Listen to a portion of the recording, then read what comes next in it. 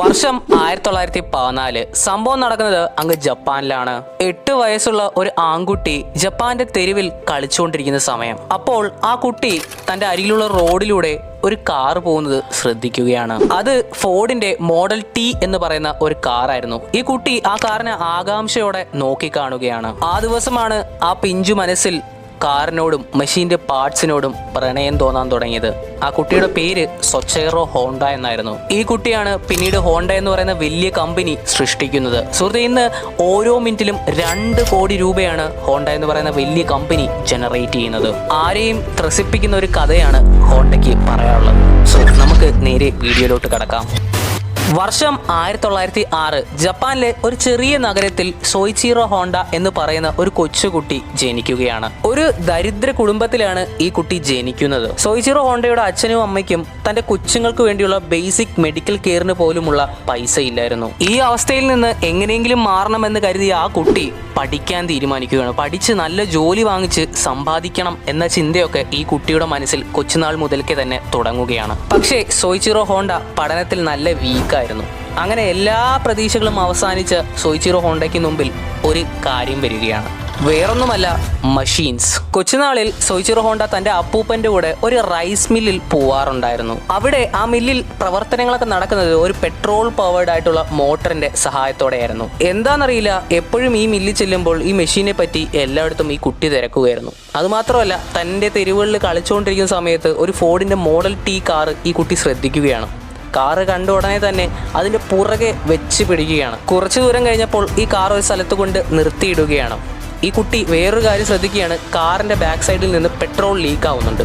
അങ്ങനെ ലീക്കായ പെട്രോൾ ഈ കുട്ടി തൻ്റെ കയ്യിലെടുത്ത് മണക്കുകയാണ്. എന്നിട്ട് ഒരു വലിയ ലൈഫ് ചേഞ്ചിങ് ഡിസിഷൻ എടുക്കുകയാണ്. ഞാനും ഒരു ദിവസം ഒരു കാർ പണിയും. വർഷം 1922. സോയിച്ചിറോ ഒരു പേപ്പറിൽ ഒരു പരസ്യം കാണുകയാണ്. പരസ്യം വേറൊന്നുമല്ല, ടോക്കിയോയിൽ ഒരു ഗരാജ് ഉണ്ട്, അവിടെ വർക്കേഴ്സിനെ ആവശ്യമുണ്ട്. കാർ റിപ്പയറിംഗ് ആയതുകൊണ്ട് തന്നെ സോയിച്ചിറോ അധികം ചിന്തിക്കാനോ നിന്നില്ല. ഡയറക്റ്റ് അങ്ങ് അപ്ലൈ ചെയ്തു. ഭാഗ്യവശാൽ സെലക്ട് ആവുകയും ചെയ്തു. അങ്ങനെ തൻ്റെ 14-ാം വയസ്സിൽ ഈ ചെറുപ്പക്കാരൻ വലിയൊരു തീരുമാനം എടുക്കുകയാണ്. പഠനം നിർത്തി ഗരാജിൽ പോയി വർക്ക് ചെയ്യാമെന്ന്. പക്ഷേ വിചാരിച്ചതുപോലെ ഒന്നുമല്ല സംഭവിച്ചത്. ടോക്കിയോയിലെത്തിയ സോയിച്ചിറോ ഒരുപാട് ബുദ്ധിമുട്ടി. ഗരാജിലെത്തിയ സോയിച്ചിറോയ്ക്ക് വണ്ടികൾ തൊടാൻ അതിൻ്റെ മുതലാളി സമ്മതിച്ചില്ല. സോയിച്ചിറോയ്ക്ക് കൊടുത്തിരുന്നത് അവിടുത്തെ ക്ലീനിങ്ങും ബാക്കി വർക്കുകളുമായിരുന്നു. മനസ്സ് മടിച്ച സോയിച്ചിറോ തിരിച്ച് വീട്ടിൽ പോയാലോ എന്നൊക്കെ ചിന്തിച്ചു. പക്ഷെ ഇവിടെയും തോറ്റ് വീട്ടുകാരുടെ മുമ്പിൽ പോയി നിൽക്കാനുള്ള ധൈര്യം സോയിച്ചിറോയ്ക്ക് ഇല്ലായിരുന്നു. വർഷം 1923. ജപ്പാനിൽ വലിയൊരു ഭൂമി ഉലുക്കം ഉണ്ടാവുകയാണ്. The Kando earthquake. ഈ ഭൂമി ഉലുക്കം ഒരുപാട് നാശനഷ്ടങ്ങൾ ഉണ്ടാക്കി. പക്ഷെ സോയിച്ചിറോയ്ക്ക് ഇതൊരു ഭാഗ്യം പോലെയായിരുന്നു. ഭൂമി ഉലുക്കം വന്നപ്പോൾ ഗരാജിലുള്ള മേജർ മെക്കാനിക്സ് തന്റെ വീടുകൾ ശരിയാക്കാൻ വേണ്ടി ഗരാജ് വിട്ടു പോവുകയാണ്. അങ്ങനെ ഗരാജിൽ വെറും 2 ആൾക്കാർ മാത്രമേ ഉള്ളൂ. അതിലൊരാൾ സോയിച്ചിറോ ആണ്. അതുകൊണ്ട് തന്നെ സോയിച്ചിറോയ്ക്ക് വണ്ടി റിപ്പയർ ചെയ്യാൻ വേണ്ടിയുള്ള പെർമിഷൻ മാനേജറുടെ ഇത് കിട്ടുകയാണ്. സോയിച്ചിറോ വണ്ടി പണിയാൻ തുടങ്ങുകയാണ്. വണ്ടി പണി മാത്രമല്ല, കാറുകൾ ടെസ്റ്റ് റൈഡ് ചെയ്യാനും ബൈക്കുകൾ റൈഡ് ചെയ്യാനുള്ള അവസരവും സോയിച്ചിറോയ്ക്ക് കിട്ടുകയാണ്. വണ്ടികളോടുള്ള ഇഷ്ടം കാരണം തന്നെ സോയിച്ചിറോ പെട്ടെന്ന് പണി പഠിക്കുകയാണ്. അതുമാത്രമല്ല, അവിടുത്തെ ബെസ്റ്റ് മെക്കാനിക് ആവുകയാണ്. സുഹൃത്ത്, ഇതേ സമയത്താണ് ജപ്പാനിലെ മോട്ടോർ സ്പോർട്സ് കയറി വരുന്നത്. അതുകൊണ്ട് തന്നെ തൻ്റെ മുതലാളി സോയിച്ചിറോയ്ക്ക് ഒരു റേസിംഗ് കാർ അസംബിൾ ചെയ്യാൻ വേണ്ടിയുള്ള ഉത്തരവാദിത്തം കൊടുക്കുകയാണ്. വർഷം 1924. സോയിച്ചിറോ തൻ്റെ ആദ്യത്തെ റേസിംഗ് കാർ ഉണ്ടാക്കിയെടുക്കുകയാണ്. അതിൻ്റെ പേര് കേർട്ടിസ് എന്ന് വെക്കുകയാണ്. അതുമാത്രമല്ല, ജാപ്പനീസ് മോട്ടോർ കാർ ചാമ്പ്യൻഷിപ്പിൽ ഈ കാർ ഫസ്റ്റ് അടിക്കുകയും ചെയ്തു. അങ്ങനെ റേസിംഗ് കാറിലും മോട്ടോർ സ്പോർട്ടിലും സോയിച്ചിറോയ്ക്ക് ഒരു താല്പര്യം തോന്നി തുടങ്ങുകയാണ്. പക്ഷേ ഈ ഒരു താല്പര്യം സോയിച്ചിറോയ്ക്ക് ഒരു വില്ലനായി മാറുമെന്ന് സോയിച്ചിറോ ഒരിക്കലും വിചാരിച്ചില്ല.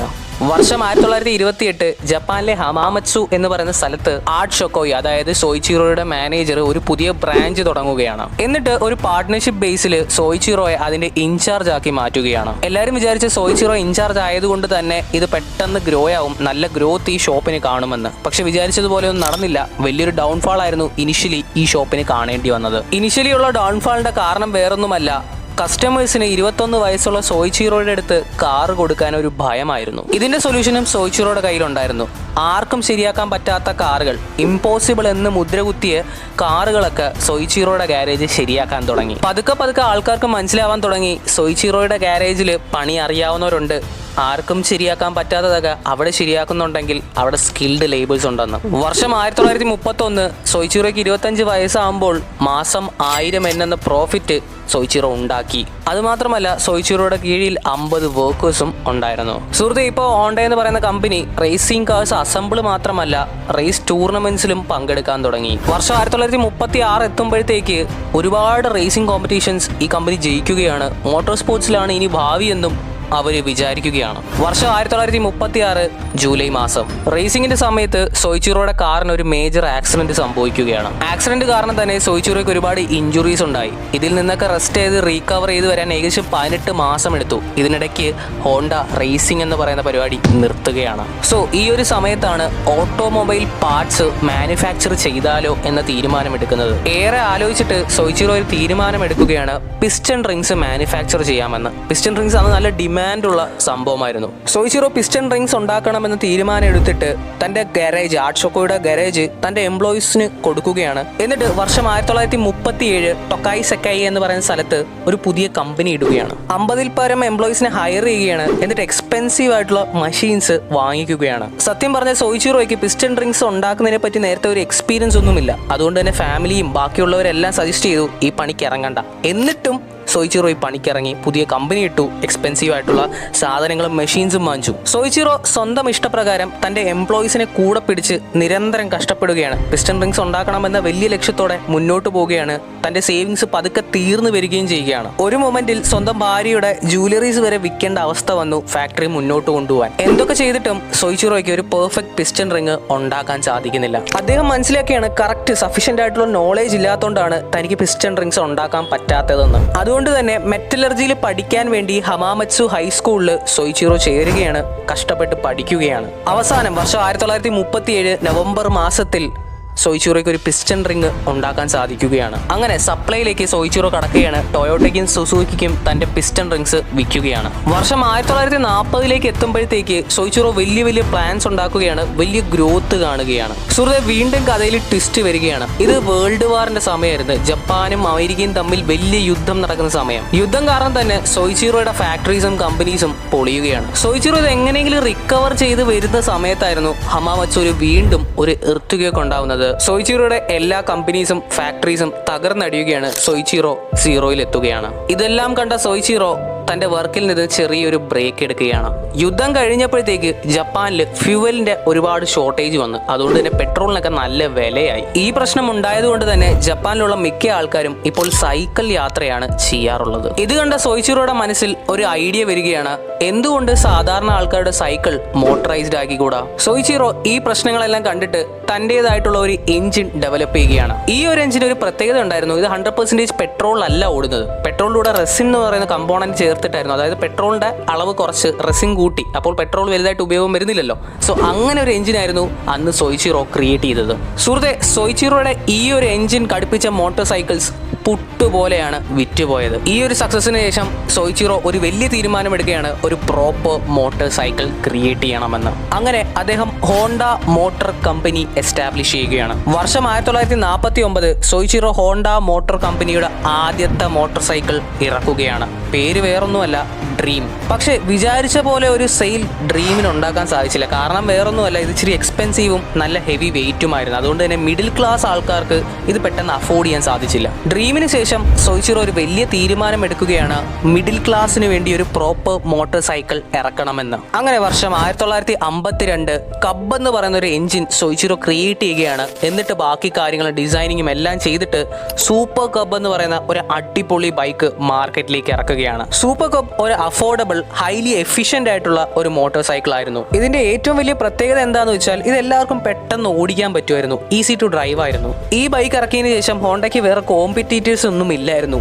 അത്രയ്ക്ക് അടിപൊളിയായിരുന്നു ഈ വണ്ടി. നല്ല സെയിൽ ഉണ്ടാക്കി ജപ്പാനിലെ തന്നെ വൺ ഓഫ് ദ ബെസ്റ്റ് കമ്പനിയായി ഹോണ്ട മാറുകയാണ്. അങ്ങനെ പതുക്കെ ഹോണ്ട എന്ന് പറയുന്ന കമ്പനിയുടെ ബൈക്കുകൾ അയൽ രാജ്യങ്ങളിലേക്ക് എക്സ്പോർട്ട് ആവുകയാണ്. പക്ഷേ ഇപ്പോഴും അവർക്ക് അവരുടെ മെയിൻ രാജ്യം USA കീഴടക്കാൻ സാധിച്ചില്ല. കാരണം അമേരിക്കയിൽ ബൈക്ക് ഉപയോഗിക്കുന്നവരുടെ എണ്ണം എണ്ണം വളരെ കുറവായിരുന്നു. ബൈക്കേഴ്സ് കമ്മ്യൂണിറ്റിയോ അങ്ങനെ ബൈക്കിനെ പ്രൊമോട്ട് ചെയ്യാൻ ഒരു സംഭവമില്ലായിരുന്നു. അതുകൊണ്ട് തന്നെ ഹോണ്ട ഒരുപാട് കഷ്ടപ്പെട്ടു അമേരിക്കയിൽ ബൈക്ക് കൾച്ചർ കൊണ്ടുവരാൻ. അമേരിക്കയിൽ ബൈക്ക് ഒരു ട്രെൻഡാക്കി മാറ്റാൻ അവർ പല തരത്തിലുള്ള അഡ്വർടൈസ്മെന്റ്സ് ഉപയോഗിച്ചു. അവരുടെ ടാഗ് ലൈൻ ഇങ്ങനെയായിരുന്നു: you meet the nicest people on Honda. ഈ മാർക്കറ്റിംഗ് സ്ട്രാറ്റജി വളരെയധികം സക്സസ് ആയിരുന്നു. വർഷം 1968 ഹോണ്ട 10 ലക്ഷം മോട്ടോർ സൈക്കിൾസ് ആണ് അമേരിക്കയിൽ വിറ്റത്. പിന്നീട് ഹോണ്ടയ്ക്ക് തിരിഞ്ഞു നോക്കേണ്ടി വന്നിട്ടില്ല. ഹോണ്ട പുതിയ മോഡൽസുകൾ ഇറക്കാൻ തുടങ്ങി. വേൾഡിലെ one of the best motorcycle ബ്രാൻഡായി ഹോണ്ടയ്ക്ക് മാറാൻ സാധിച്ചു. സുഹൃത്തെ, എന്നാലും സോയിച്ചിറോ ഇതുവരെ തന്റെ കുട്ടിക്കാലം മുതലേ ഉള്ള ഒരു ആഗ്രഹം നിറവേറ്റിയിട്ടില്ല. Yes, it was the time to create his own cars. വർഷം 1960. ജപ്പാൻ ആൾറെഡി ഒരുപാട് കാർ കമ്പനീസ് ഉണ്ട്. ടൊയോട്ട, സുസുക്കി, നിസാൻ ഇവരൊക്കെ മാർക്കറ്റിൽ ഒരു വലിയ വിപ്ലവമാണ് ഉണ്ടാക്കി വെച്ചിരിക്കുന്നത്. വളരെ വലിയൊരു കോമ്പറ്റീഷൻ ആയിരുന്നു സോയിച്ചിറോയ്ക്ക് നേരിടാനുള്ളത്. അതുകൊണ്ട് തന്നെ പലവരും സോയിച്ചിറോയെ പിന്മാറ്റാൻ ശ്രമിച്ചു. തോറ്റു കൊടുക്കാത്ത സോയിച്ചിറോ ഈ പണിക്കും ഇറങ്ങിത്തിരിക്കുകയാണ്. വർഷം 1963 ഹോണ്ട ഒരു കാറല്ല നിർമ്മിക്കുന്നത്, പകരം ഒരു 4 വീലർ ക്രിയേറ്റ് ചെയ്യുകയാണ്. T360 എന്ന് പറയുന്ന ഒരു പിക്കപ്പ് ട്രക്കാണ് ആദ്യം ഹോണ്ട ഇറക്കുന്നത്. ഇത് ഒരു വലിയ തോൽവിയായിരുന്നു. സോയിച്ചിറോ അങ്ങനെ വലിയൊരു ഡിസിഷൻ എടുക്കുകയാണ്. നേരത്തെ ഒരു ആശയം വീണ്ടും കടമെടുക്കുകയാണ്. മിഡിൽ ക്ലാസ് കോമൺ മാനിന് ഒരു കാർ ഇറക്കണം. അങ്ങനെ വർഷം 1967 ജപ്പാനിലെ കോമൺ ആൾക്കാർക്ക് വേണ്ടി ഹോണ്ട N360 എന്ന് പറയുന്ന ഒരു കാറ് ലോഞ്ച് ചെയ്യുകയാണ്. ഈ കാറിന് ഒരുപാട് സവിശേഷതകൾ ഉണ്ടായിരുന്നു. ഒരുപാട് മൈലേജ് ഉണ്ടായിരുന്നു, സ്പേഷ്യസ് ആയിരുന്നു. അതേപോലെ ബാക്കിയുള്ള കാറുകളെ കാട്ടി 25% ചീപ്പറായിരുന്നു. അതുകൊണ്ട് തന്നെ ഇത് ജപ്പാൻ മാർക്കറ്റ് കത്തിച്ചു.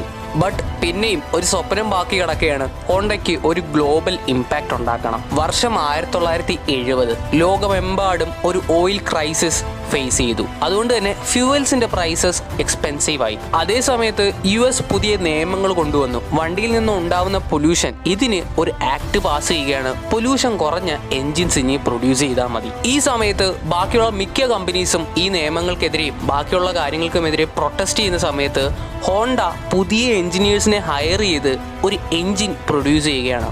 ആ എഞ്ചിന്റെ പേരാണ് compound vortex controlled combustion engine, CVCC. അങ്ങനെ വർഷം 1975 ഈ എഞ്ചിൻ വെച്ചിട്ട് ഹോണ്ട അതിന്റെ ആദ്യത്തെ കാറ് ലോഞ്ച് ചെയ്യുകയാണ്. അതിന്റെ പേരാണ് ഹോണ്ട സിവിക്. ഹോണ്ട സിവിക് ഒരു വലിയ സക്സസ് ആണ് കാഴ്ചവെച്ചത്. ഇന്നും സിവിക്കിന്റെ മോഡൽസ് ഇറങ്ങുന്നുണ്ട്. നമ്മുടെ കേരളത്തിൽ മോഡിഫൈഡ് സിവിക്കിന് ഒരു പ്രത്യേക ഫാൻ ബേസ് തന്നെയുണ്ട്. ഇതിനുശേഷം ഹോണ്ടയ്ക്ക് ഒരു തിരിഞ്ഞുനോട്ടമില്ലായിരുന്നു. അതിനുശേഷം ഹോണ്ട അക്കോർഡ്, ഹോണ്ട സിറ്റി ഇങ്ങനത്തെ വലിയ വലിയ ഹൈലി സക്സസ്ഫുൾ കാർ മാർക്കറ്റിൽ ഇറക്കുകയാണ്. അങ്ങനെ ഒരുപാട് കഷ്ടപ്പാടുകൾക്ക് ശേഷം സോയിച്ചിറോ ഹോണ്ട തൻ്റെ സ്വപ്നം സാക്ഷാത്കരിക്കുകയാണ്. അദ്ദേഹത്തിൻ്റെ ഓരോ മാനുഫാക്ചറിങ്ങും മുഴുവൻ ലോകത്തെയാണ് പിടിച്ചുകുലുക്കിയത്. അദ്ദേഹം പറയുന്നത് every failure is an opportunity to learn. സുഹൃത്തെ, ഇതാണ് ഹോണ്ടയുടെ കഥ. എല്ലാവർക്കും ഇഷ്ടപ്പെട്ടെന്ന് ചോദിച്ചു. മൊത്തം നമ്മൾ ഡീറ്റെയിൽഡ് ആയിട്ട് പറഞ്ഞിട്ടുണ്ട്. ഇതേപോലത്തെ വീഡിയോസിനായിട്ട് സബ്സ്ക്രൈബ് ചെയ്യുക. ഇനിയും വീഡിയോസ് ഇടണമെന്നുണ്ട്. നിങ്ങൾക്ക് എന്തെങ്കിലും കണ്ടന്റ്സ് പറയാനുണ്ടെങ്കിൽ ജസ്റ്റ് കമൻറ്റ് ചെയ്യുക. ആ കണ്ടന്റ്സ് ഒക്കെ ചെയ്യാവുന്നതാണ്. സോ താങ്ക് യു സുഹൃത്തെ. Keep supporting. സബ്സ്ക്രൈബ്.